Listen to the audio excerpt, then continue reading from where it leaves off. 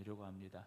이스라엘 백성들이 애굽에서 큰 민족을 이루었고, 하나님께서 모세를 통하여 그들을 애굽에서 구원해 내셨고, 홍해바다를 건너 광야의 40년 세월을 마치고 요단강을 건너 이제 드디어 가나안 땅으로 들어가게 됩니다.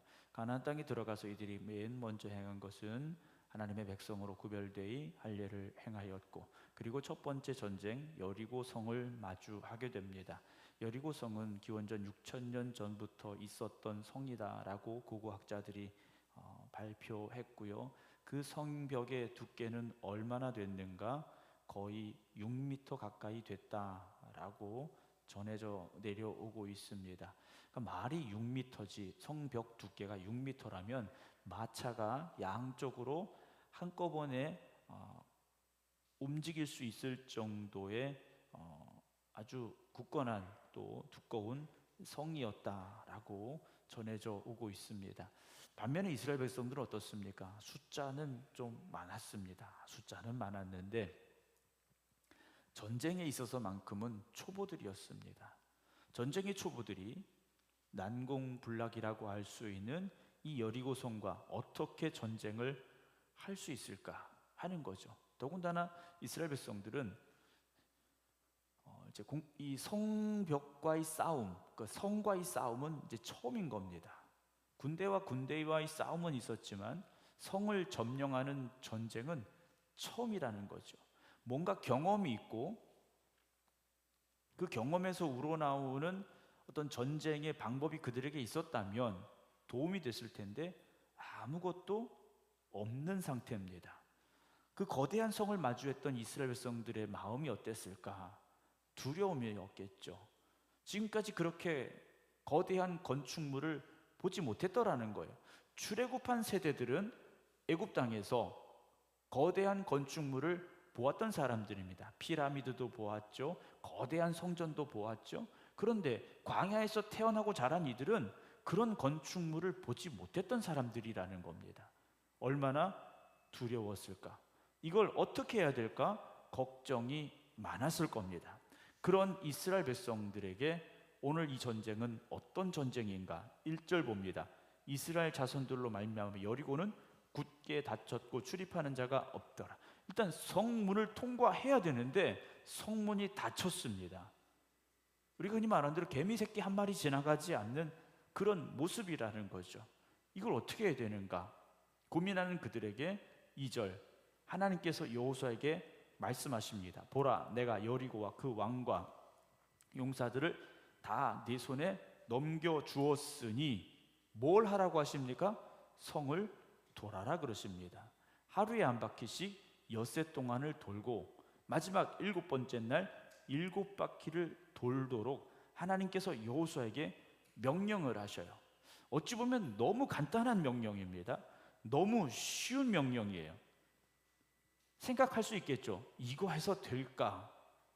이렇게 성을 돈다고 이 성을 우리가 점령할 수 있을까? 아마 생각이 많았을 겁니다. 이 전쟁의 결과는 어떻습니까? 성벽이 무너졌죠. 성벽이 무너졌습니다.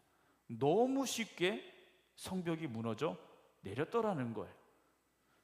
우리가 보기에는 너무 쉬운 겁니다. 어떻게 이럴 수 있을까? 누가 개입하신 겁니까? 하나님이 하셨다라는 거죠. 이걸 우리는 기적이라고 말합니다. 여리고성 앞에서 이스라엘 백성들에게 하나님 주신 명령은 너무나도 쉬웠고 어찌 보면 너무 황당한 명령이었습니다. 성을 돌아라. 내일도 돌아라. 그 다음 날도 돌아라. 라는 명령입니다. 이 명령 앞에 이스라엘 백성들은 어떻게 했느냐라는 거죠. 12절 보면 아침에 일찍이 일어났다 그랬어요. 이들은요 아침 일찍 일어나서 그 성을 한 바퀴씩 돈 겁니다. 15절 일곱째 날에는 오히려 언제 일어납니까? 새벽에 일어났어요. 해 뜨기 전부터 이들이 일어나서 성을 돌았다라는 거죠. 어떻게 돌았느냐? 15절 봅니다. 7째 날 새벽에 그들이 일찍 일어나서 전과 같은 방식으로 첫째 날처럼, 둘째 날처럼, 셋째 날처럼, 넷째 날처럼, 다섯째 날처럼, 여섯째 날처럼, 7번째 날도 똑같이 돌았다라는 거예요. 이미 6일을 돌았습니다. 이미 6바퀴를 돌았어요. 어떤 변화가 있었고 어떤 변화됨이 그들에게 보여졌느냐? 아무것도 없었습니다. 성벽이 금이 갔다든 소식이든지 뭐 땅이 좀 흔들린다든지 아무런 얘기도 들리지 않았더라는 거예요. 이들은 단지 하나님의 말씀을 붙잡고 순종했더라는 거죠. 오늘 우리는 오전에도 말씀드렸습니다만 당장 뭔가 눈에 보여지면 할렐루야예요. 근데 눈에 보여지지 않으면 의심하고 두려워하고 걱정을 계속하게 됩니다. 물론 그 중에 어떤 이들은 한 바퀴 돌고 그 다음날 또 돌 때 이거 우리가 왜 해야 돼? 이거 왜 돌아야 돼? 뭔가 그래도 변화가 있어? 뭔가 성이 무너질 것 같아? 뭐 어떤 성 안에 사람들이 죽어가고 있어? 뭐 이런 이야기들을 했을지도 모릅니다. 하나님께서는 그러나 그들에게 아무 말도 하지 말라 그러셨어요. 너희 목소리 아무것도 내지 말라고 하셨어요. 그저 성벽을 도는 일에 집중하라고 하셨습니다. 여러분, 순종하기 위해서는요, 내 생각, 내 말 아닙니다. 오직 하나님의 말씀에만 집중하시기 바랍니다. 하나님이 돌라고 하셨으니 돌아야지. 그리고 순종했더라는 거예요. 어느 누군가 이게 뭐 하는 짓이야 했더라면 사람들의 마음이 어땠을까요? 동요됐겠죠. 그래, 우리 뭐 하는 거지? 성을 돌기는 돌았는데 이거 왜 하는 거지? 물론 어떤 변화가 있다면 여리고 성벽에 어떤 성벽을 쌓았던 돌이 하나 떨어졌다면 와, 그래서 이렇게 돌라고 하셨구나 하고 또 돌 수 있었겠지만 그렇지 않았더라는 거예요. 순종은 아무런 변화가 없어도 뭔가 달라지는 것이 없어도 하나님의 말씀에 의지하여 끝까지 가는 것, 그게 순종입니다. 마라톤 경기 42.195km, 4월 달에 반기문 마라톤 대회가 또 있게 된다고 하는데, 마라톤 선수가 출발점에서 출발을 했고 2시간, 3시간 열심히 달려서 42km를 달렸어요. 거기가 결승점이 아니지 않습니까? 거기가 끝이 아니에요. 마지막 195m를 더 달려야 되지 않습니까? 마지막 1m까지, 마지막 1cm까지 그 결승선을 통과해야 경기가 끝난 거지 않습니까? 여러분, 우리는 아직 첫째 날일 수도 있고 둘째 날일 수도 있고 7번째 날 6바퀴째일 수도 있습니다. 순종은 어려운 길입니다. 순종은 쉬운 게 아니에요. 그럼에도 불구하고 하나님께서는 오늘 우리에게 순종하라고 하십니다. 이스라엘 백성들이 여리고성과 싸운다? 싸우는 건 어떻게 해볼 수 있을지 모르는데 이 성벽을 무너뜨린다라는 건 상상할 수 없는 일입니다. 상상할 수 없는 일이에요. 더군다나 이스라엘 백성들 어느 하나 다치지 않고 한 명도 죽지 않고 손 하나 대지 않고 이 성을 무너뜨린다라는 건 불가능함 그 자체입니다. 여러분 앞에 그런 문제들이 있습니까? 저건 절대 안 돼, 저건 불가능해 라고 생각되는 일들이 있습니까? 우선 하나님의 말씀에 순종하시기 바랍니다. 순종을 통해 나아가면 하나님 이끄시는 길로 나아가게 될 것이고 하나님이 우리를 위하여 일하시고 역사하시는 그 자리에 서게 될 줄로 믿으시기 바랍니다. 하나님께서 만약 이스라엘 백성들에게 여리고성을 앞에 두고 거기에서 야, 너희가 이제 군대니까 훈련을 해. 자, 저 성벽을 무너뜨리기 위해서 큰 돌을 가져다가 무기를 만들고 성벽을 향해 쏴. 성벽을 타고 넘어갈 특공대를 준비시켜. 하나님께서 그렇게 하지 않으셨다라는 거죠. 내가 가지고 있는 경험이나 지식이 어찌 보면 방해가 되는 것이 순종일지도 모릅니다. 가나의 혼인잔치에서 예수님께서 종들에게 정결 예식에 쓰는 항아리에 물을 채우라 하셨습니다. 어머니 마리아가 뭐라고 명령을 내렸습니까? 뭐라고 말씀하시든지 뭘 시키든지 그대로 하라 그랬어요. 종들은 단순하게 그대로 했습니다. 여러분, 순종은 어찌 보면 단순해져야 되는 것 같습니다. 하나님 나를 설득을 시켜보세요. 내가 왜 이걸 해야 되는지 나를 설득을 시켜보세요. 여러분, 그렇게 살 수 있는 것이 순종이 아니지 않습니까? 아브라함에게 이삭을 번제로 바치라는 명령, 그게 설득해서 될 문제입니까?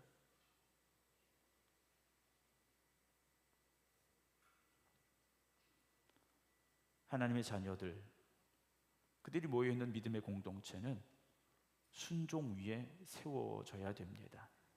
왜냐하면 믿음은 순종으로 증명되기 때문입니다. 순종이 없는 믿음은 믿음이 아니라는 거죠. 아브라함의 믿음을 하나님께서 무엇으로 인정하셨습니까? 순종으로 인정하셨지 않습니까? 이삭을 번제로 바치라는 그 명령에 아브라함이 순종할 때 아브라함의 그 믿음을 하나님께서 인정하신 거예요. 여러분, 여러분들의 믿음을 무엇으로 증명하고 싶으세요? 여러분들의 믿음을 여러분 무엇으로 증명하고 싶으십니까? 증명할 수 있는 방법은 딱 하나입니다. 순종밖에는 없습니다. 여러분, 순종 없이는 우리의 믿음을 하나님 앞에 보여드릴 수 있는 것이 없다라는 거죠. 그래서 지혜로운 사람은 빨리 엎드리고 순종하는 사람입니다. 그러나 어리석은 사람은요, 다 깨지고 부서지고 난 이후에야 깨닫고 이제서야 하나님 내가 두 손 들고 옵니다. 그런 사람들이에요. 여러분, 순종 없이 하나님의 역사가 나타나는 곳은 아무것도 없습니다. 아람의 군대 장관 나아만의 이야기를 우리가 알고 있습니다. 군대 장관입니다. 국방부 장관이에요. 그런데 그가 나병이 걸렸습니다. 문둥병에 걸렸어요. 그때 이스라엘 잡아온 한 소녀가, 그의 여종이 이스라엘에 있었던 선지자에 대해서 이야기하지 않습니까?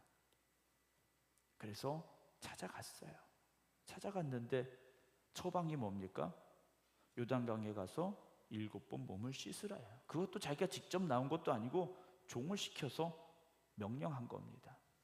여러분, 요단강에서 몸을 7번 씻는 거, 이게 어렵습니까? 어렵지 않은 거예요. 전혀 어렵지 않은 겁니다. 그런데 오히려 그 단순한 명령 앞에 나아만이요, 화가 나서 돌아가려고 합니다. 그때 신하들이요, 이거 어려운 거 아니니까 한번 씻어 보시죠. 강력하게 권했습니다. 그리고 들어가서 씻었지 않습니까? 7번 그 물에 들어갔다 나왔어요. 그 병이 나았고 깨끗해졌지 않습니까? 여러분, 순종이 어렵다? 순종이 어려울까요? 여러분, 여리고성을 7번 하루에 한 바퀴씩 6일을 돌고 마지막 날 7번 도는 거, 이게 어려운 걸까요? 요단강 물에 들어가 7번 씻는 거, 그게 어려운 걸까요? 근데 우리는 순종을 어렵다라고 말합니다. 순종을 이야기하면 힘들어, 어떻게 하지? 우리가 그렇게 말하게 돼요. 순종이 어려웠던 사람, 대표적인 왕 사울이 있었습니다. 하나님께서 아말렉과의 전쟁에서 그 전쟁을 이기게 하실 거니까 다 진멸하라고 그러셨어요. 이기게 하시고 다 죽여라. 얼마나 간단합니까? 그런데 좋은 것을 남겨두고 말았어요. 자기 생각이 들어갔기 때문에 순종이 아니라 불순종을 향하게 됐더라는 거예요. 여러분, 하나님의 말씀 앞에 우리가 해야 되는 고백은 다른 거 없습니다. 순종하겠습니다. 다른 대답이 아니라는 겁니다. 여러분, 하나님과의 대화는요, 내 말을 하고자 하는 게 아니에요. 하나님의 뜻을 깨닫고 그 말씀을 듣고 순종하겠습니다 하는 자리가 되어져야 돼요. 예수님의 기도가 그렇지 않습니까? 나의 원은 십자가 지지 않는 거예요. 그러나 아버지의 뜻이라면 그 길을 가겠습니다. 주님의 기도는 그런 기도였다라는 거죠. 여러분, 하나님의 말씀을 들을 때 내 마음을 비워 놓으셔야 돼요. 내가 가진 지식이나 내가 가진 경험, 내가 가진 생각, 내 주장을 가만히 가지고서 하나님의 말씀을 들으면 절대 그 말씀이 내 마음에 뿌리 내리지 못합니다. 설교를 들으면서 내 생각과 하나님의 말씀이 충돌하기 때문이에요. 근데 내 생각을 내려놓으면 충돌되지 않습니다. 여러분, 도로를 우리가 운전하고 가는데 역주행하는 차들이 있어요. 거꾸로 달려오는 차지 않습니까? 내가 가는 진행 방향에서 거꾸로 달려오는 차들이 있어요. 그럼 어떻게 되겠습니까? 사고 나죠. 여러분, 하나님 말씀이 내 안에 들어올 때는요, 내 생각을 버려야 됩니다. 내 생각을 버리지 않으면 하나님의 말씀과 내 생각이 충돌해요. 그러면 어떤 일이 벌어지겠습니까? 불순종하든지 내가 부서지든지 둘 중에 하나예요. 여러분, 왜 그 어려운 길을 가시려고 합니까? 쉬운 순종의 길을 가시기 바랍니다. 하나님의 말씀을 듣는 건 토의하고 논의하고 회의하자는 게 아니에요. 하나님의 말씀을 듣는 건 하나님의 말씀에 내가 전적으로 순종하겠습니다라는 고백을 가지고 들어야 되는 거라는 거죠. 하나님의 말씀 앞에서 하나님 이건 이렇고 저건 저렇고 하나님과 따지라는 게 아닙니다. 아브라함이 이삭을 번제를 바치라는 명령 앞에서 따졌습니까? 아브라함 할 말 많은 사람이었어요. 따지자면 얼마나 따질 게 많았겠습니까? 그런데 그렇지 않았다라는 거예요. 오늘 이스라엘 백성들에게 여리고성을 돌아라, 아무 말도 하지 말라고 그러셨어요. 왜요? 말하기 시작하면 순종할 수 없기 때문에. 온전한 순종을 통해 이스라엘 백성들이 무엇을 체험했습니까? 성벽이 무너진다라는 걸 체험했어요. 그럼 이제 이 여리고성을 무너뜨린 이들이 가나안 땅에서 하는 전쟁은 이들이 무엇을 하면 되는 겁니까? 순종만 하면 되는 거예요. 승리의 법칙을 하나님께서 알려주셨어요.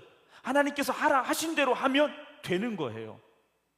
오늘 우리가 살아가는 삶 역시 마찬가지입니다. 가나안 땅과 우리가 살아가는 이곳이 다르냐? 세월이 흘렀고 지역이 다르고, 그러나 삶의 법칙은 똑같습니다. 하나님의 말씀에 순종하면 하나님께서 역사하십니다. 이제 이들이 가나안 땅에 들어간 거지 않습니까? 요단강을 하나님의 은혜와 기적 가운데 건넜어요. 홍수가 나는 이 요단강을 이들이 한 명도 죽지 않고 그 강을 멈추게 하셔서 건너간 거예요. 이제는 무엇이 필요합니까? 하나님의 이끄심을 따라 순종하며 나아가는 그들의 모습이 필요한 겁니다. 순종은 절대적인 순종을 하나님께서 요구하시는 겁니다.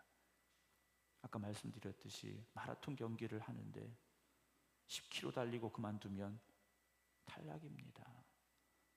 20km 달리고 그만둬도 탈락이고 40km 달리고 그만둬도 탈락이에요. 하나님이 우리를 부르시는 그날까지 여러분 변치 않는 믿음으로 순종의 길만 걸어가시기 바랍니다. 아담과 하와에게 하나님 명령하셨습니다. 동산 중앙에 있는 선악을 알게 하는 나무 열매는 먹지 말라, 먹으면 죽는다 그러셨어요.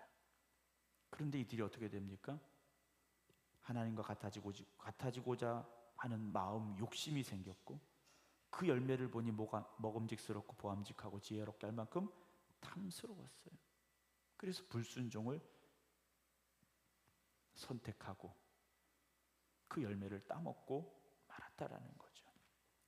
여러분, 순종의 열매보다 불순종의 열매가 나에게 유익하다고 생각하기 때문에, 순종의 열매보다 불순종의 열매가 나에게 더 좋은 것이기 때문에 여러분 불순종하는 거예요.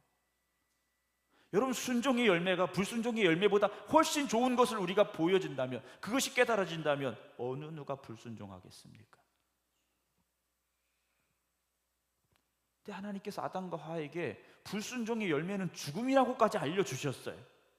그런데도 불순종했는데 우리의 삶은요, 불순종의 열매가 더 좋아 보이는 게 큰 문제라는 겁니다. 주일날 꼭 교회 가야 돼? 주일날은 다음 주도 돌아와. 온전한 11조 드려야 돼? 더 나를 위해 쓸 수 있잖아. 헌신하고 충성해야 돼? 그 시간 나를 위해 쓸 수 있잖아. 여러분, 불순종은요, 순종의 열매보다 더 달콤하게 우리를 유혹합니다. 그래서 순종 아닌 불순종을 하게 된다라는 거죠.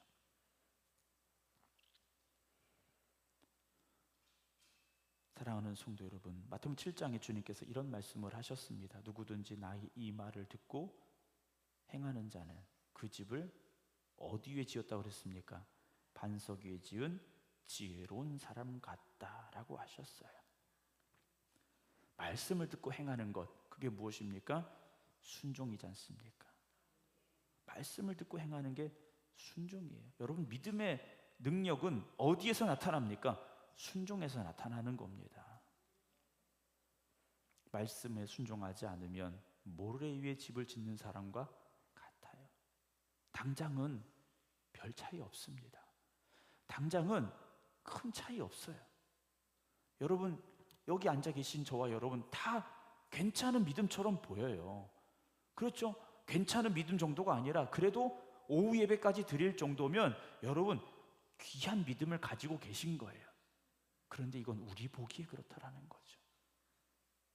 내가 지금 반석 위에 집을 짓고 있는 것인지, 모래 위에 집을 짓고 있는 것인지 결과를 보면 알게 되지 않습니까? 여러분, 하나님의 말씀에 순종하기 위해서 귀를 늘 기울이시기 바랍니다. 하나님의 말씀에 귀를 기울이셔야 돼요. 그리고 언제 순종해야 됩니까? 말씀이 들려졌을 때 순종하시기 바랍니다. 말씀이 들려졌을 때는 누구나 다 순종하기를 원해요. 그런데 순종하기로 결심은 했는데 시간이 지나면서 어떻게 됩니까? 마음이 바뀌게 되더라는 거죠.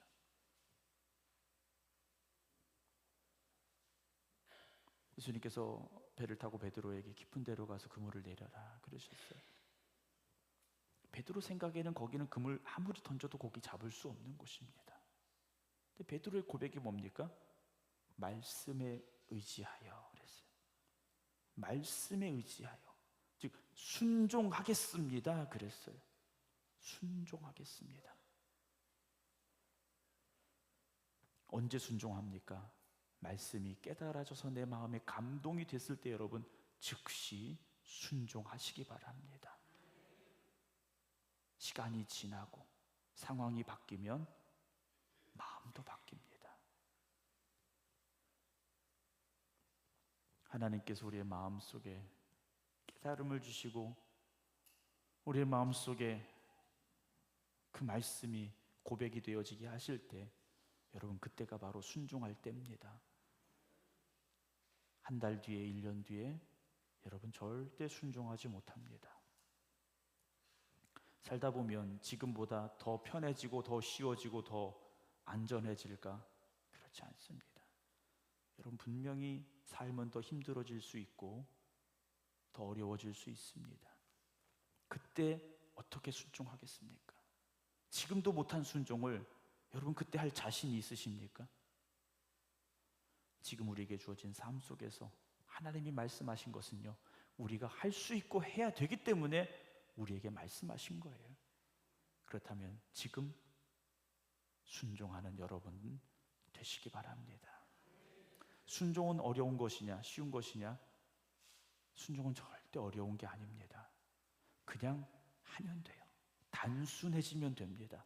성을 돌아라, 여러분 이게 뭐 복잡합니까? 그냥 돌라 하시니 아무 말 하지 말고 돌라고 하시니까 돌면 되잖아요. 그런데 이게 생각이 복잡해지면 한 바퀴를 도는데 몇 시간이 걸리고 낮 기온은 몇 도까지 올라갈 것이고, 여러분 이런 생각이 많아지면 어느 누구도 순종하지 못합니다. 여러분 순종하는 마음을 주실 때 순종하시기 바랍니다. 순종할 때 믿음이 성숙해지고 순종할 때 하나님의 능력이 나타납니다. 순종하지 않으면 하나님이 우리 가운데 역사하지 아니하십니다. 오늘도 순종하기를 결단하는 우리 생각교회 모든 성도들 되시기 바랍니다. 믿음의 공동체가 한 마음이 되고 한 뜻이 되어 하나님 앞에 순종한다면 여리고성은 무너집니다. 오늘 이들이 함께 돌았습니다. 함께 순종했습니다. 어느 누구 하나 그 길에서 벗어나지 않았고, 어느 누구 하나 불평하지 않았고, 어느 누구 하나 딴소리하지 않았습니다. 하나님 말씀하시니 우리가 돌자. 그 길을 묵묵히 걸어냈습니다. 첫날부터 여섯째 날까지 한 바퀴를 모두가 돌았고, 마지막 날 힘들지만 그 7바퀴를 모두 다 돌아냈습니다. 그 순종의 결과가 여리고성이 무너지는 것이었습니다. 오늘 우리 생각교회가 은혜의 공동체가 되어 한마음 한뜻이 되고 우리가 그렇게 순종할 때 우리 앞에 놓여있는 여리고성은 반드시 무너지게 될 것입니다. 그날을 향하여 오늘도 우리가 한마음 한뜻이 되어 한 걸음 한 걸음 함께 할 수 있게 되기를 주님의 이름으로 축원합니다. 기도하겠습니다.